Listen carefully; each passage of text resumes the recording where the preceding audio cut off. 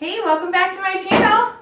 And introducing our little man who finally made his arrival. I thought, if you noticed last Saturday, there was no pregnancy update. That's because even though I was actually still pregnant last Saturday, I had gone in on Thursday to a doctor appointment, and they admitted me and induced me Thursday because of high blood pressure. And this little guy arrived on Sunday. So I thought I'd tell you the story about how that happened. Stay tuned.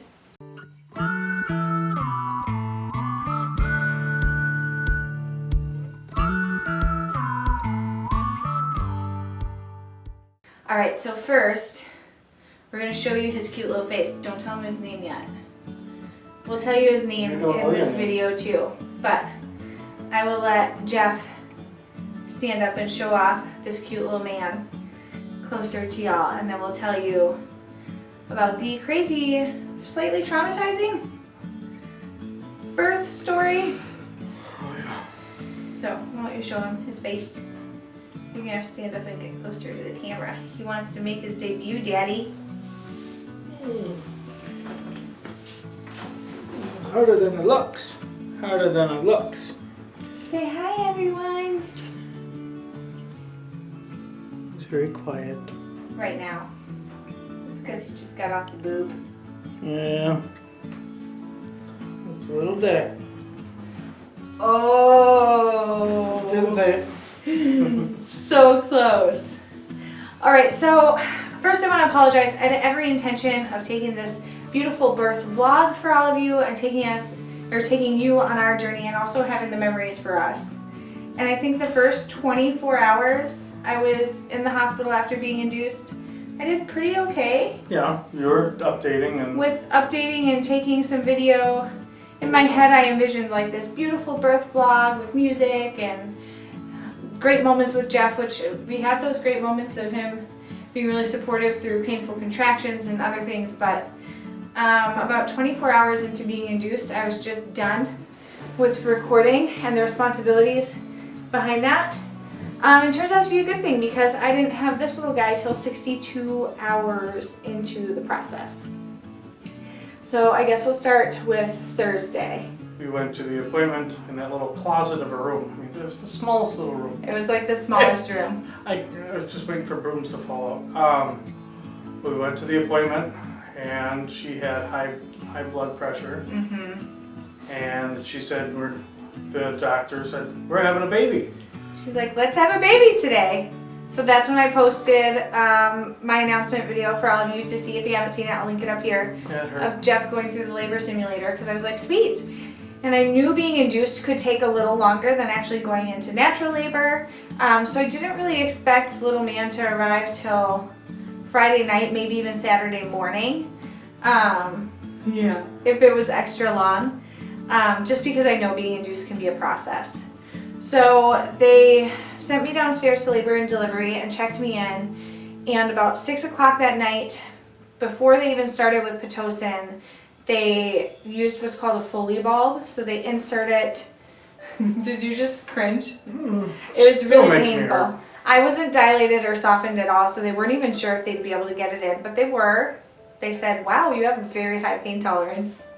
And so how that works is they put it in through your cervix and then they blow up the end with some saline, and they literally manually force your cervix to start dilating by pulling on it once an hour, every hour. Keep the tension on the Foley bulb. Yeah. But also by keeping tension by taping it to the inside of her leg, which with medical grade tape. Every hour being ripped off your thigh. Every hour, it's just one of those. Yeah. So definitely contractions started Thursday night. They were definitely more mild. Felt more like really, really bad cervical cramps because of that Foley bulb. And we were able to track the contractions. They were about every 3 minutes at that point, but they weren't super strong. The biggest pain I was dealing with was from the Foley bulb, not from the actual contractions. So by Thursday night, I wasn't dilated at all. And they had to leave the Foley bulb in for, they said, 12 to 24 hours, and by the time it would fall out, I would be at 3 centimeters. So Friday, 12 hours into the Foley bulb, it still hadn't fallen out. So they started a slow drip of Pitocin. 2 milligrams. And they started at 1 milligram or 1 unit. They were upping it up to 24 units, but that happened on Saturday. Yeah, but they started at 1 unit. And once they started the Pitocin, the contractions definitely took a step up. At this point, I was in bed, but I could get out of bed. I also spent the whole time in a labor and delivery bed, which if you've never been in one before, they are super uncomfortable because they're meant for labor and delivery, not for sleeping for several nights. So we did the Pitocin drip to hopefully try and move little man down a little bit and get my cervix doing what it was supposed to do 12 hours in.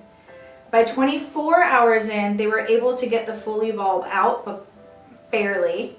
And I was finally dilated to like a tight 3 centimeters, and that was Friday night. So the Foley bulb was out and the Pitocin was moved up, and my contractions were definitely ramping up at that point. Friday night. Yeah, they're the 5-minute range. No, they were 3 minutes by then. They were 5 when we went in with the Foley bulb.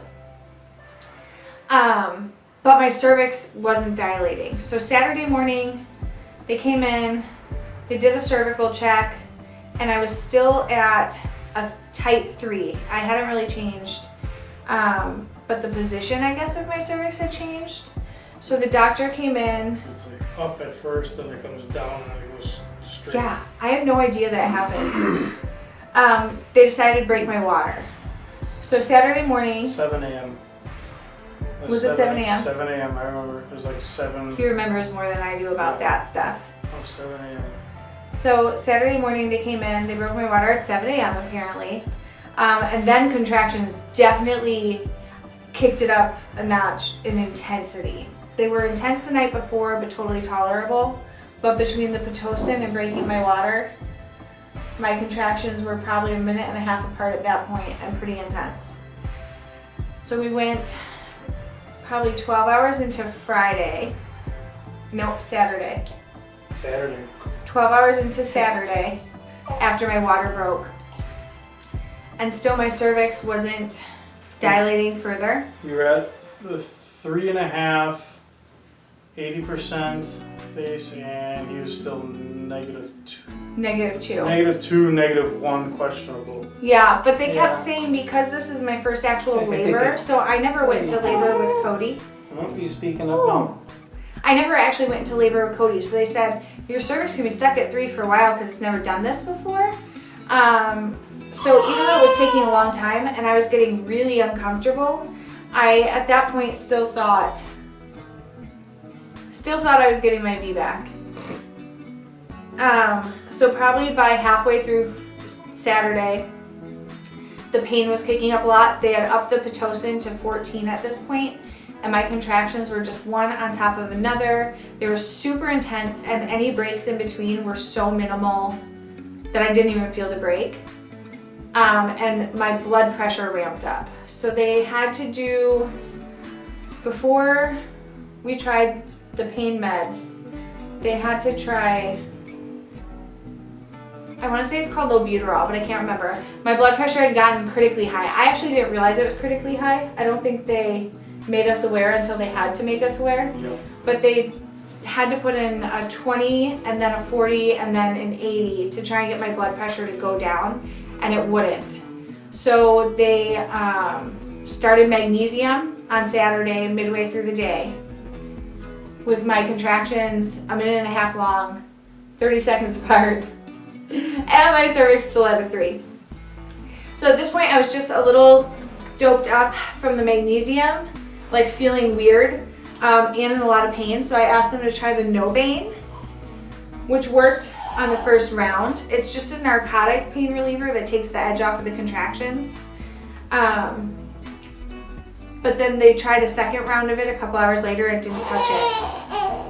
And at that point I had been in labor, active labor, for 24 hours, and I was in a ton of pain, and I was on magnesium, so I wasn't really allowed to like get up and move around or use the exercise ball anymore to relieve the pressure from my contractions.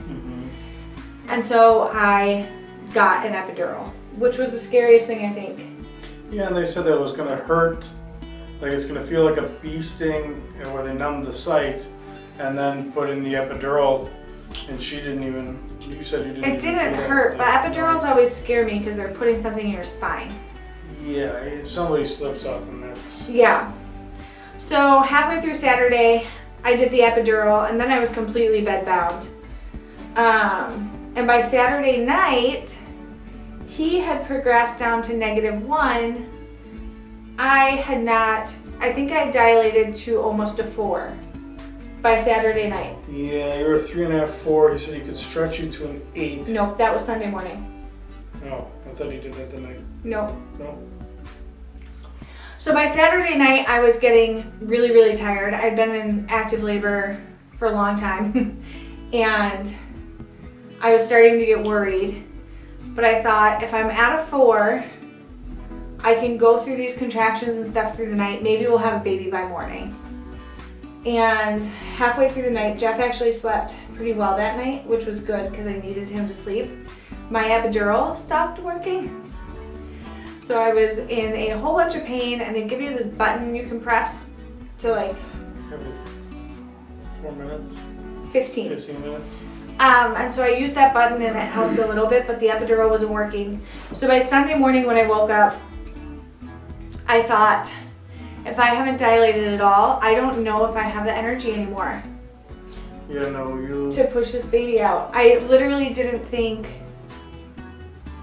after days of labor and being on the magnesium, which makes you really, really groggy, and just everything. I mean, we started contractions Thursday night. This is Sunday morning. So they came in to do a check, and I was at a 5 dilated, and the doctor said he could stretch me to an 8. And then I just started crying. I mean, yeah, and after going, hey, I'm spitting it out. After she went through all of that, I mean, the Nubane, the magnesium, the everything else, she checked every single one of the boxes, and by that time, I don't know, you're gonna fall asleep? Mm-hmm. Okay. After she did that, I mean, it was to a point where you were breaking down and stuff, but Yeah. I'm like, I was reassuring her that she did everything that she possibly could. And now, once we have to hit the... Stop it there. Once we had to hit the ejection seat, Yeah. this little guy had to come out. It was too far in. I mean, she did everything she could. So... What, weepy? I'm really sad. Why are you really sad?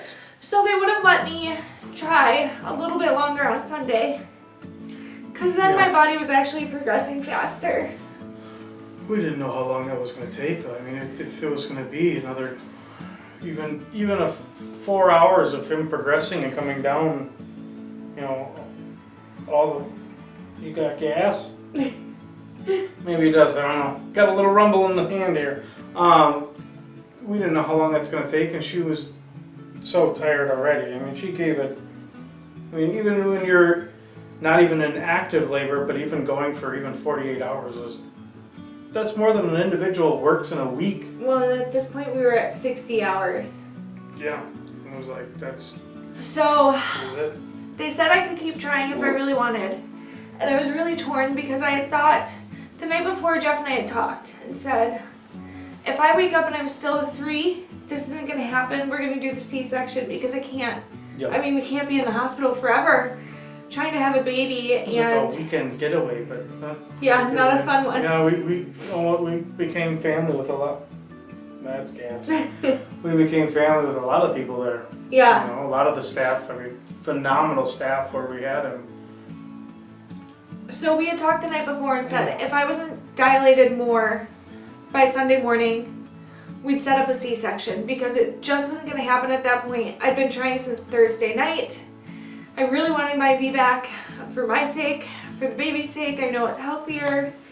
But at this point, my blood pressure had been an issue, and there had just been so many other medical things. And I just wasn't progressing that I didn't think it was going to happen.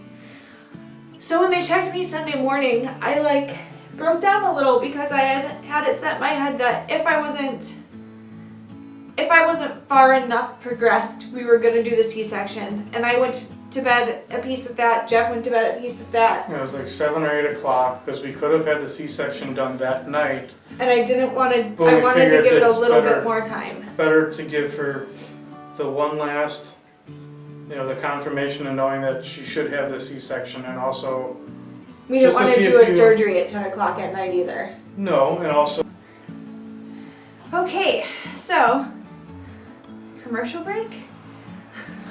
The video we recorded yesterday, somehow right in the middle of it, the important part where I tell you how little man made his arrival into the world, cut out, and the footage is just gone.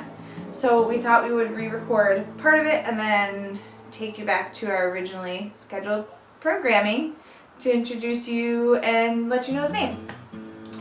So it cut out at the part, I think, and I'll go through and edit this if it didn't, where we were talking about how we had made the plan the night before, that if I woke up, so we had made a plan the night before that if I woke up and wasn't dilated, we would do a C-section. Because at that point I had been in hard labor for a long while and my body wasn't progressing. We had been in the hospital since Thursday night being induced. This is going to be Sunday morning. And it had been, by 8 a.m. Sunday morning, it was 24 hours since they broke my water. And that's kind of a cutoff too of when infection can start setting in. So we'd made that plan, we came to peace with that plan, and went to bed. Yep. I think we already showed this part. I'm not positive. If we did, you guys can watch it again.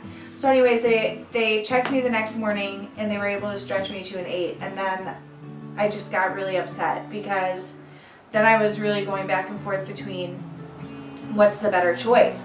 Because the healthier choice obviously is a VBAC. It's healthier for me, it's healthier for the baby. And I had come this far.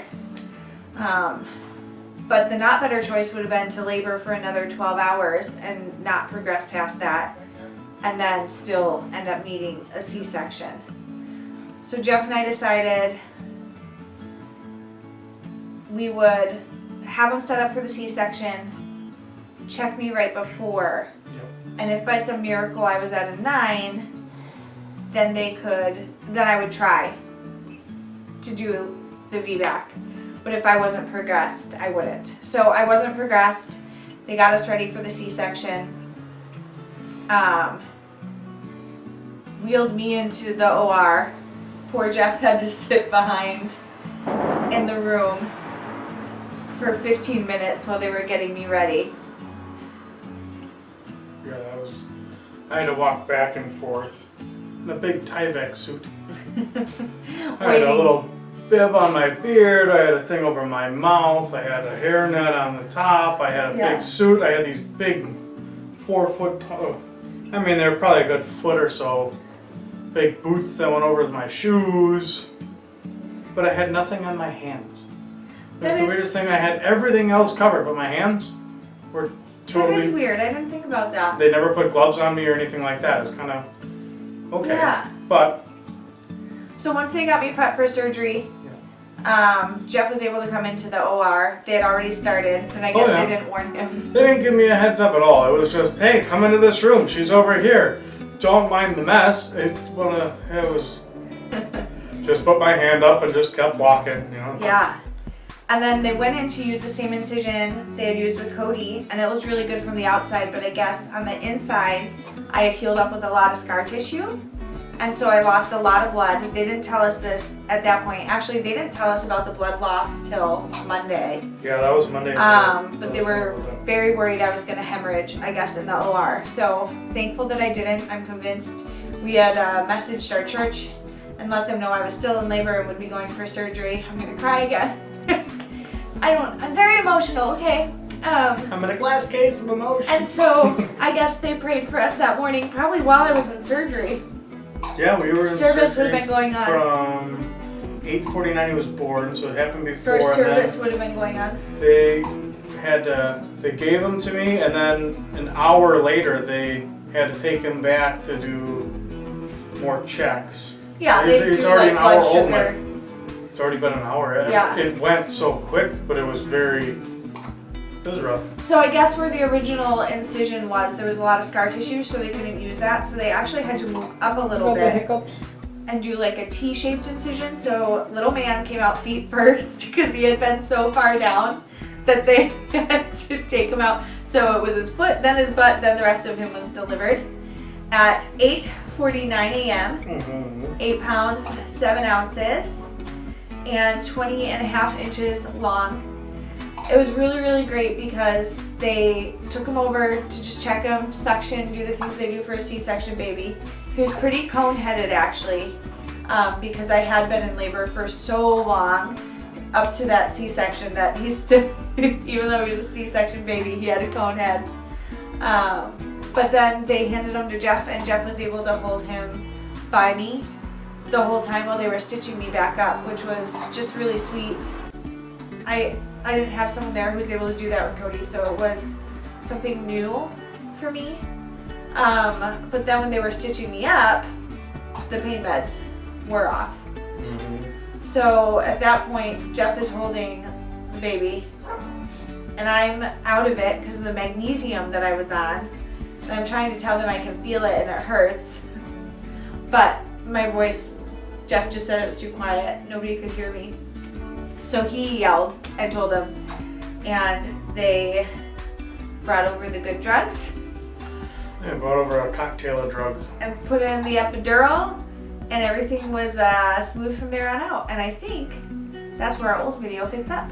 So we'll go back to us originally telling the story yesterday. Sorry if anything overlapped, but just hang on because we're about to tell you his name. So keep watching. So they put that in my IV, and then I was good and a little loopy. And then the next 24 hours I was on magnesium. So we had to stay in labor and delivery for another 24 hours so that I could be on bed rest on the magnesium. And my hemoglobin was low from losing so much blood, so they kept testing that. So we had him on Sunday, and we didn't get home till Wednesday. So we were literally in the hospital for a week. Which is why, if you've been waiting for this birth story, or birth vlog that I had every great intention of making until everything I planned fell apart. That's why it's taken so long, because we were in the hospital for a full week. But every moment was worth it. We got our little guy, we are super in love. His big brother is super in love. Right, buddy? Should we tell them your name? Yeah, he says, tell them my name, Mom. You got that out of that? He said, yeah, didn't you hear it? So, sounds like, nah. I know you all have been waiting, if you've been following my pregnancy updates, to know what we were going to name our little man. And his name is Daxton James. And he is the best little baby. He is loving being home with Mom and Dad and Big Brother. He loves skin to skin, even with Jeff, like he does. At first, skin to skin with Jeff, he wasn't sure of, because Jeff is a little hairy. But I think he adjusted to the hair, and now he gets real cozy with Jeff doing skin to skin and myself. He's nursing like a champ. That was a little bit of work. He wasn't nursing very well or latching very well in the hospital because he sucks on his little lower lip. Yeah. But he's not doing that anymore. And he was born with this, baby, show him the floppy puppy ear. We're gonna get it fixed. There's a little mold you can get put on it, and as cute as I think it is, I don't know if they can see this. they'll see it. Put his ear up next to the camera. We're gonna get a mold. We're taking him in next week to get a mold made because they can do it while he's still little without surgery. But I'm just obsessed with his little flopped ear. Hold on. And I think the world should see it before we make it go away. They said he was pretty low my whole pregnancy, and then being in 40 hours of very active labor throughout the course of that 62 hours didn't help, and it won't correct itself. So I'll be sure to show you guys the mold once we get it. There's only one doctor in the state that does it, so we're just waiting till we can see him next week and get it all set.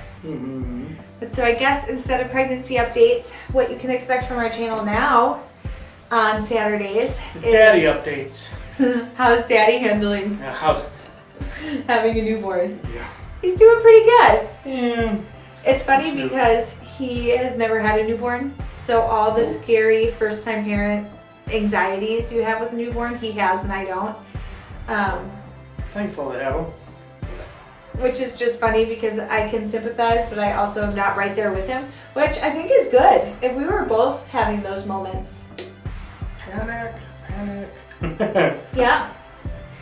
So, you know, I'm vegan, which you guys know, and breastfeeding, so you can expect some what I eat, well, vegan and breastfeeding videos coming up, what I do to get myself healthier, not to lose weight, notice I didn't say that, but mentally in a good state of mind, physically getting my endurance back after not just a long pregnancy, but a scary and traumatic labor and cesarean section. And just overall updates like that on Saturdays.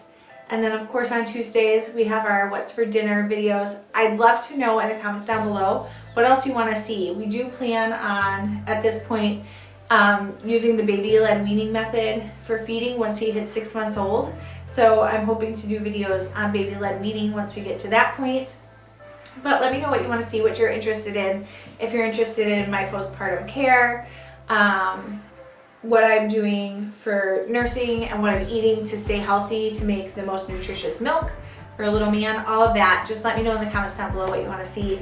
If you haven't subscribed already, I hope you'll hit that subscribe button and the notification bell so you can stay on top of his cuteness, just growing into a little man over the next year of his life.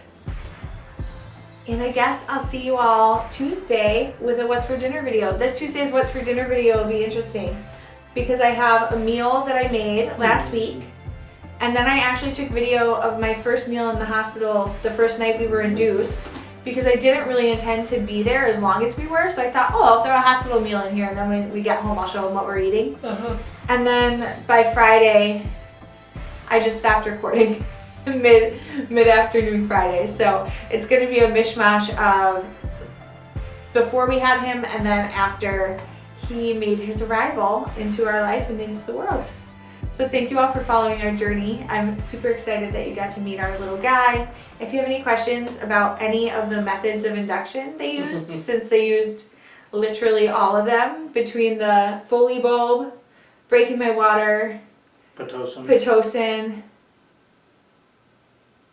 Yeah, I think that's it. I mean, they weren't going in there with forceps and grilling tools. They did not do that. They didn't. But if you have any questions about any of that, I'd be happy to answer them. I feel like I gained a whole wealth of knowledge while I was in labor. So just let me know in the comments down below if you have any questions about that. And we'll see you all soon. Thanks so much for watching. Bye. Say bye, Daxton. Blow a kiss. Mwah. Did you already make him blow a kiss? Yeah, I did the little... Oh.